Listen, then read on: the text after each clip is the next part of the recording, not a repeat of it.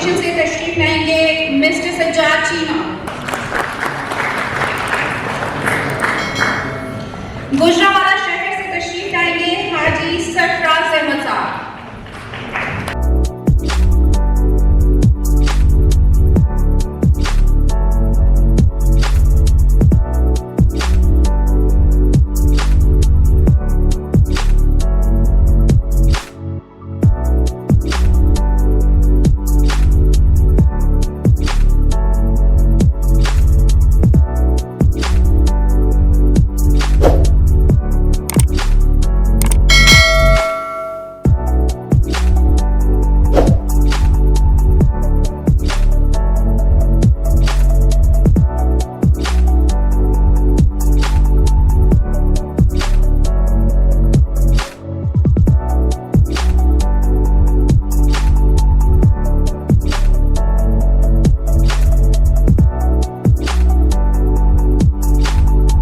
सज्जाद चीमा साहब ने अपनी खिदमात अलीम डार फाउंडेशन के लिए भी वक्फ कर रखी है। जब भी यहाँ पर ब्लड कैंप लगता है तो अपने पूरे स्टाफ के साथ यहाँ हाजिर होते हैं और पूरा टाइम देते हैं।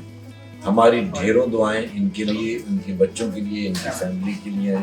अल्लाह पाक इनको हमेशा अपनी हिफाजत में रखे।